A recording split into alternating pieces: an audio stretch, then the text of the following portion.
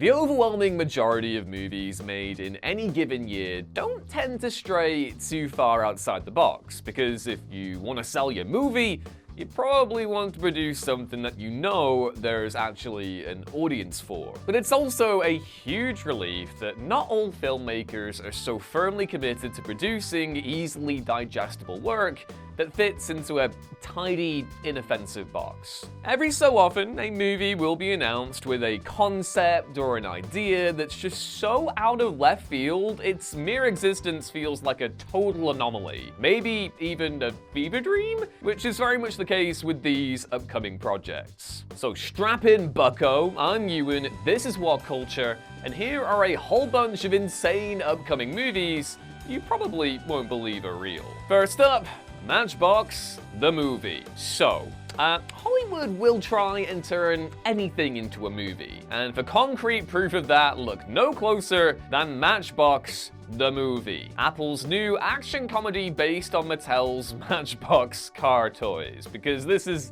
the level we're operating at in 2026. And it gets even better. Matchbox the movie stars John Cena, who'd have seen that coming, as Sean, a former soldier who reunites with his childhood friends, only for them all to be kidnapped and framed, forcing the group to team up in order to clear their names. Oh man, has there ever been a more Tropic Thunder-ass sounding movie? Well, it seems incredibly unlikely that anyone involved is gonna take this one at all seriously. As a pure cinematic branding exercise, it seems almost self-parodyingly cynical. After Barbie was a massive box office hit in 2023, Mattel promised to start developing films based on their other popular toys. And Matchbox confirms it wasn't just an idle threat. They mean to inflict genuine damage. You know, of all the takeaways to take away from Barbie, I think we all kind of predicted that Mattel would take away just the toys make money one and not any of the other, you know, important, sincere messaging that went on in that film. Hoo boy. Next up, Keenan and Kel meet Frankenstein. And for our next installment of What the Hell? Sure, I guess news, Nickelodeon legends Keenan Thompson and Kel Mitchell will be re-teaming for a horror comedy where they take on one of cinema's greatest horror icons, Frankenstein's monster. Keenan and Kel meets Frankenstein will see the duo now working as a pair of delivery drivers whose drop-off at a creepy castle leads to them accidentally awakening the creature, leaving them to fight for their lives. The title implies this film is going to draw inspiration from the legendary Abbott and Costello Meet Frankenstein, and considering that Keenan and Kel's original series finale was itself a horror comedy TV movie, two heads are better than none, it's actually fitting the duo are back in this particular genre. I don't think anyone was expecting Keenan and Kel to make a comeback in 2026, and definitely not in the horror realm of all things, but Good Burger 2 certainly proved they still got sublime comedic chemistry. Next up, the Sheep Detectives. Hang on, I gotta hit you with my best sheep impression here. Bah, bah. What the hell am I doing? The Sheep Detectives is a mystery comedy based on Leonie Swan's hit 2005 novel, 3 Bags Full, where a group of sheep leave their meadow for the first time while trying to solve the sudden demise of their beloved shepherd George, here played by Hugh Jackman. That's definitely a balmy premise, and one made all the better by its ludicrously stacked cast. Like, everyone in Hollywood was just like, yeah, I want to play a sheep. Sheep me up. I want to get woolly or something. In live action form, we'll see Emma Thompson, Nicholas Braun, Nicholas Galitzine, Molly Gordon, Hong Chow, and Conleth Hill. While the sheep will be voiced by the likes of Bryan Cranston, Julia Louis-Dreyfus, Chris O'Dowd, Regina Hall, and Patrick Stewart. It somehow gets even stranger than this, if you can believe it though, as the script has been written by Craig Mazin, best known for creating the uber-serious HBO series Chernobyl and The Last of Us. Then again, Mazin did start his career as the co-writer of Scary Movie 3 and 4 before directing the long-forgotten superhero movie. Oh, that's a bad one. So I guess a return to broad studio comedy shouldn't feel completely out of left field. Here's hoping it's better than those other ones though, because oh my god, that's a bad comedy resume right there. Next up, Wicker. Wicker is a new romantic fantasy film from writer and directors Alex Houston Fisher and Eleanor Wilson based on Ursula Wills Jones' short story, The Wicker Husband. Olivia Colman portrays the outcast fisherwoman of a sleepy village who, fed up with being on her own, asks a local basket weaver, played by Peter Dinklage, to create her a husband out of wicker, as you do. And also, said husband is going to be played by Alexander Skarsgård, so yeah, say no more, honestly. Yeah, it just sounds like a perfect pair of roles for Coleman and Skarsgård to get into, and if the reviews from Sundance are any indication, this is going to be a disarmingly weird, crowd-pleasing hoot that makes the absolute most of their talents. Rom-coms are such a disposable dime a dozen in the current era that anything trying to do something off-piste and creative should be loudly commended, and especially if it involves Olivia Colman. On the way, Coyote versus Acme. I'm so glad that this one is still happening because it was a scary few months when we all thought it was dead, you know? But it's back. So yeah, here's a movie that, knowing the business interests of modern Hollywood, probably shouldn't exist.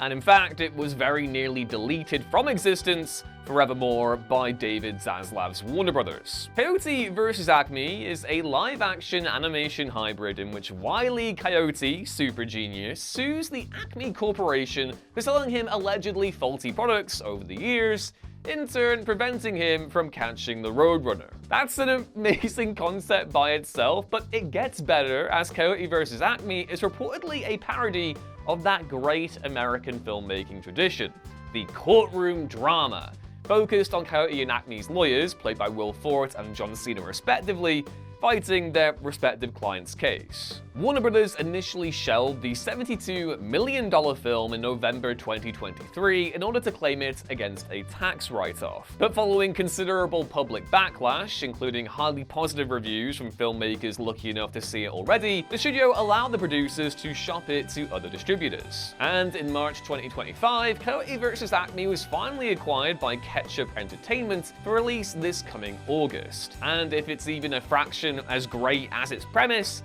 this is going to be one of 2026's most unforgettable films. Next up, Ghost in the Cell. Ghost in the Cell is definitely one of those we came up with the title first and worked back from their movies, and with a title that great, you know, who can blame them? The latest joint from prolific Indonesian filmmaker Joko Anwar takes place in a prison notorious for housing dangerous inmates, where an invisible force begins killing them off and displaying their corpses in outrageously crude ways. This, in turn, forces warring factions within the prison to team up with corrupt guards to try and find a way to survive the fast-escalating bloodshed. For anyone content that they've seen everything that cinema has to offer, well, here's a film to categorically prove you otherwise. And to be clear, Anwar's film is a knowing riot, a splatter-filled black comedy which, if early reviews can be believed, cranks the bleak absurdity up to 11. Give it a year before Hollywood probably announces a remake that inevitably goes nowhere. On the way, Barney. Barney the dinosaur is an undeniable 90s icon and actually already got his own feature film in 1998's widely loathed Barney's Great Adventure. I gotta tell you, there was nothing great about that adventure. But in 2019, Great Adventure aside, Mattel announced that they were partnering with A24 and Oscar winner Daniel Kaluuya of all folks to produce a new Barney film with Ayo Edebiri writing and also starring in it. Yeah, this one's been a head scratcher for a while. Surprisingly, for an A24 film, this apparently won't be some sort of ironic horror-flavored riff on Barney, but actually a more earnest reinterpretation of the source material as a group of jaded millennials are transported into Barney's TV show. While it's easy to see this as a woefully desperate ploy by Mattel to try and make Barney popular again after 20 years of anti-Barney propaganda, there's been huge praise for Edebiri's script around Hollywood. And given the clear talent involved, it's easy to believe that this will at least be interesting and go to some potentially unexpected places. I don't know, I mean, let me know your Barney thoughts in the comments below. Are you interested in going to see a Barney movie, or do you want to let sleeping dinosaurs, you know, lie and die? Sleeping dogs die? Sleeping dogs lie? Die? I can't remember the saying. I need to know. Let me know. Have we got the lust for Barney? Not the lust. Don't print that. Next up, The Gallerist. The Gallerist is a new dark comedy thriller from Kathy Yan, the director behind Birds of Prey, in which gallerist Polina Polinsky, played by Natalie Portman, witnesses the grisly death of an obnoxious art influencer, played by Zach Galifianakis, and her gallery, and decides to pass the corpse off as an art installation with her assistant Kiki, played by Jenna Ortega. No points for guessing that Yan's film is a not too subtle satire of the art world, not unlike Dan Gilroy's Velvet Buzzsaw back in 2019. And also, like that film, its recent Sundance premiere sparked some of the most wildly polarized reviews of the entire festival. Some were left baffled by Yan's on-the-nose social commentary, while others found it to be a refreshingly broad and to-the-point offering from a rising auteur filmmaker. Again, can't believe that, Birds of Prey is 6 years old now? That's wild. While The Gallerist has evidently fallen short of the lofty awards hopes many had for it when the project was first announced, it still sounds like one of the most intriguingly odd films coming this year. On the way, Bubble and Squeak.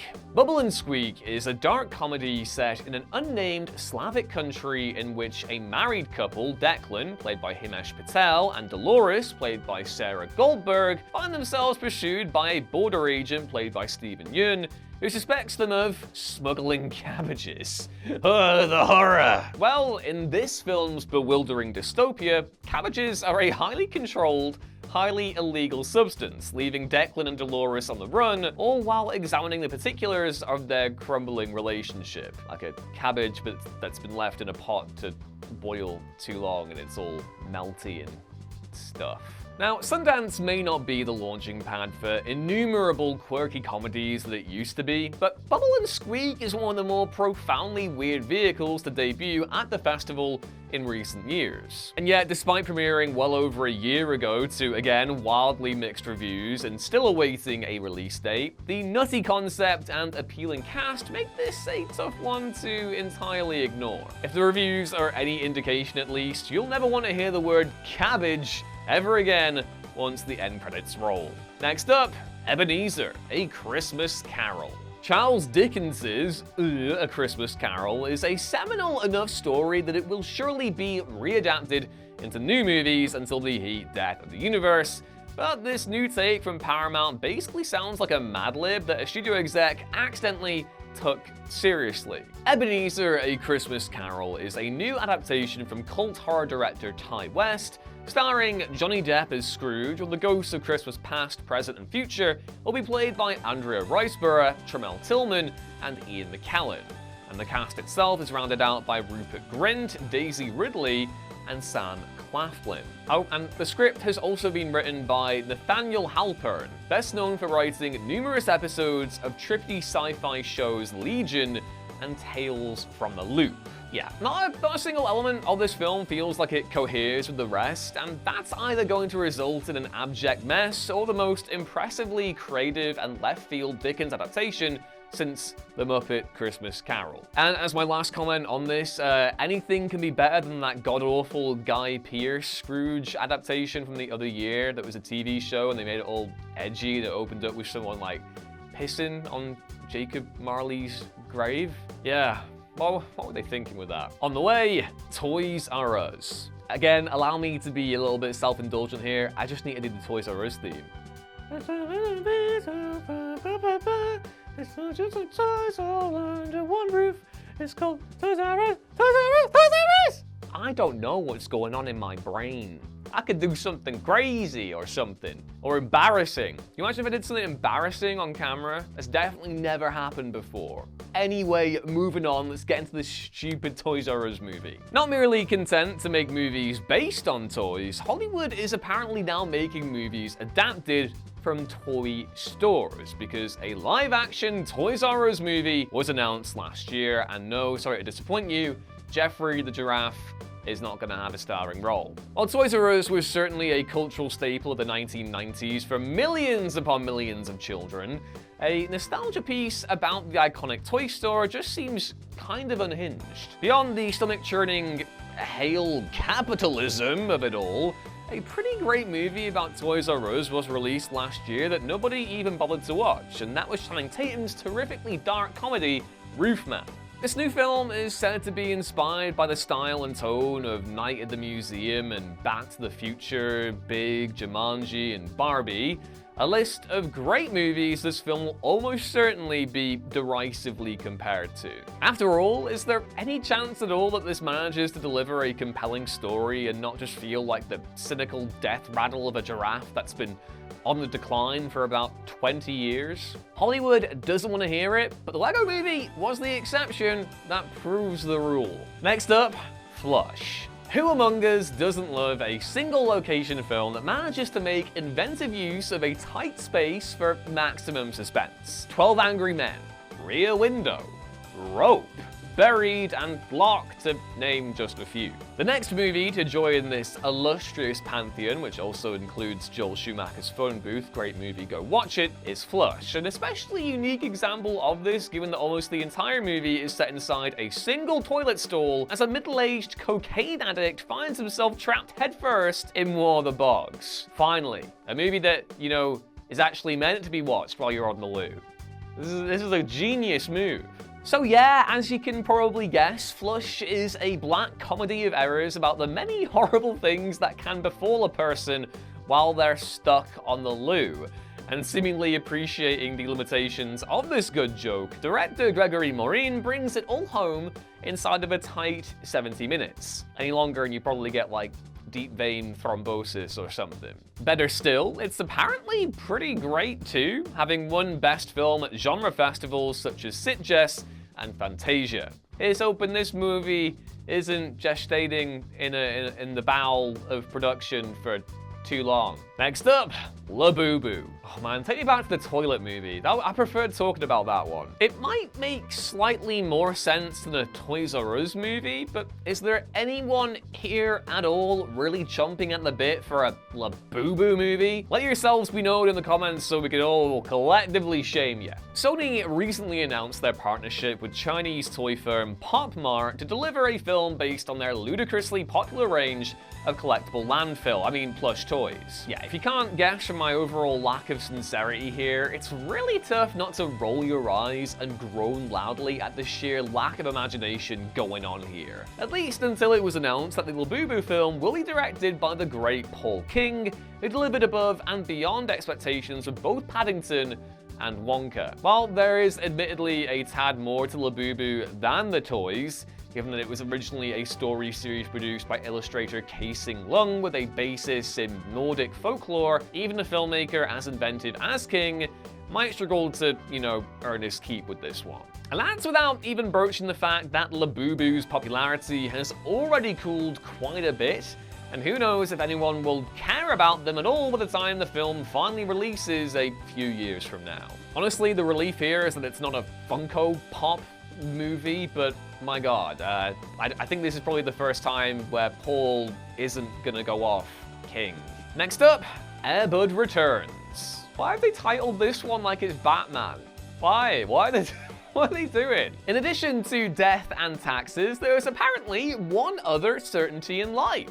Air Bud. Film lovers of a certain age will almost certainly remember this glut of canine-led family comedies, which enjoyed a shockingly lucrative run of 14 films between 1997 and 2013. The series has been on ice for more than a decade now, the concept having well and truly run its course, but as ever, what is dead is alive once more. You can't keep the a good pooch down. This August, Cineverse will release Air Bud Returns, the legacy sequel you neither needed nor ever expected to happen, in which a 12-year-old boy finds a VHS copy of the original Air Bud movie and teams up with a stray golden retriever to compete for a basketball championship. It's basically a remake with the mild novelty of taking place in the world where the Air Bud franchise exists. Kind of like Wes Craven's New Nightmare, in a way. I'm being tenuous. This is bad. This is bad. Next up, Hungary. With all the increasing talk about adapting classic family games into blockbuster movies, there have been more than a few passing jokes online about the prospect of a Hungry Hippos movie. Well, you sons of bitches, it's actually happening. I hope I hope you're happy. In November 2024, the horror film Hungary was announced, which revolves around a group of holidaymakers who end up fighting for their lives when an apparently famished, ravenous hippo catches a whiff of them in the Louisiana swamplands. This also feels like a really funny, elaborate joke to the actual real-life hippo scheme, where they tried to like drop hippos into the bayou back in like the 1910s, 1920s. I can't remember. They wanted to basically have hippos in Louisiana, and it didn't happen for one reason or another. Weird history we all live through. As for this movie, James Nunn is directing, while the cast is led by Madison Davenport and Joaquim de Almeida. Creature features have shown themselves to be consistently popular with audiences, yet for as dangerous as hippos actually are in real life, they simply don't have a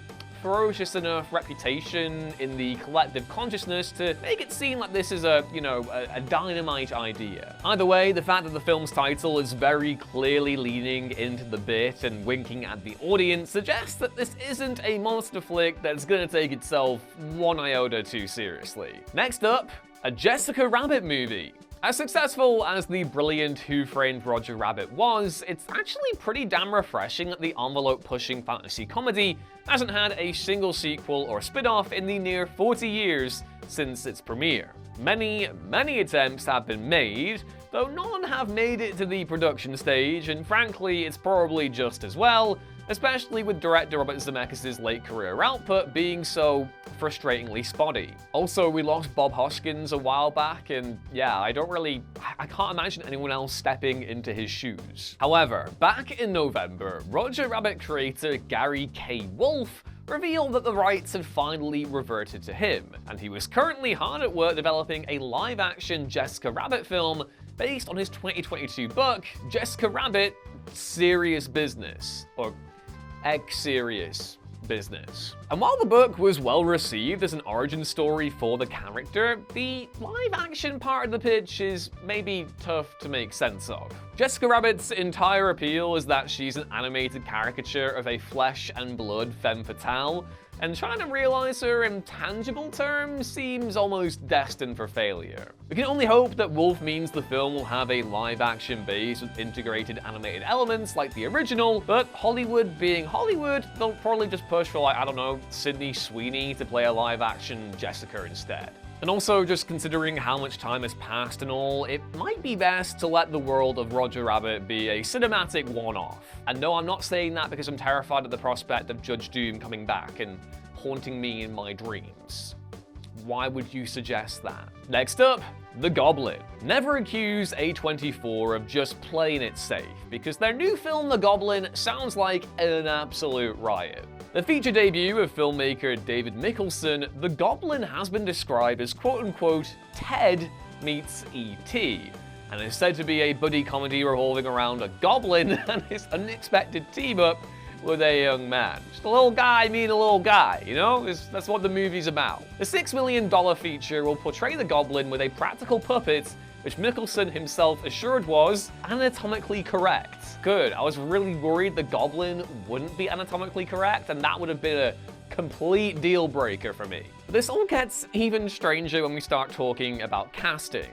Jimmy Olsen himself, Skylar Gisondo, is set to play the male lead, while the Goblin will be voiced by none other than the great Kenneth Branagh. We don't know much more than that so far, but considering that Mickelson had more than 100 meetings pitching the film around Hollywood and planned to shoot a lo-fi proof-of-concept version before A24 came a knockin', the studio must really love the whole concept. Next up, The Exorcism at 1600 Penn.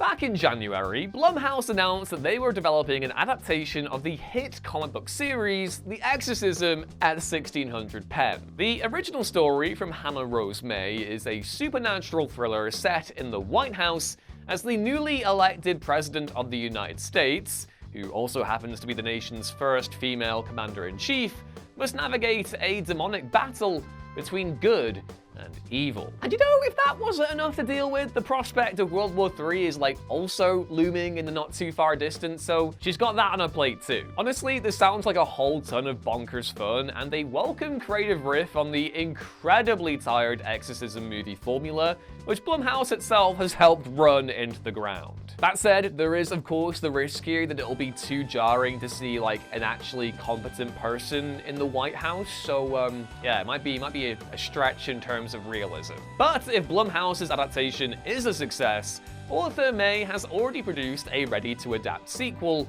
The Exorcism at Buckingham Palace. My word! There are demons in the royal family! That's not a surprise, that's just news. Next up, Sakerin. Sakerin is the new horror film from Natalie Erica James, and touts one of the most bewilderingly provocative setups for any recent genre offering. Downtrodden medical student Hannah, played by Midori Francis, struggles with body image issues and falls victim to a new weight loss craze, which involves eating a substance which is composed of, brace yourself, human ashes. And if eating the remains of dead people didn't already seem sketchy enough, Hannah ends up being terrorized by the ghost of the very person whose remains she's been consuming. That's one hell of a premise, alright, and if early reviews from its recent Sundance premiere are any indication, James has made good on this delightfully twisted concept. It also won't surprise many that the film has already earned comparisons to The Substance, with its darkly satirical indictment of highly questionable weight loss fads and more grounded social commentary on body dysmorphia. Next up, 23 years later, return to Zombie Island. Though it was announced back in 2024 that Paul W.S. Anderson was developing a new film based on the legendary House of the Dead video games, late last year it was also confirmed that infamous schlock maestro Uwe Boll was making a sequel to his universally panned 2003 House of the Dead movie. This new film, 23 years later, Return to Zombie Island, is an unofficial sequel, presumably for licensing reasons, which will return to the zombie-infested island some 23 years on, with numerous original cast members set to return, according to Boll. Despite the original film being a box office flop and landing a mighty 3% on Rotten Tomatoes, Boll remains insistent that it has endured as a cult classic, and consequently launched an Indiegogo page for fans to help crowdfund the project. While it would be foolish to expect anything good to come of this, it is Boll after all, if the sequel actually gets made at all, that would be a kind of perverse quasi-achievement in and of itself. Also, Mr. Boll, please don't challenge me to a boxing match. You will kill me. You will kill me for saying nasty things about your movies. I want to live, Uwe Boll. Why won't you let me live?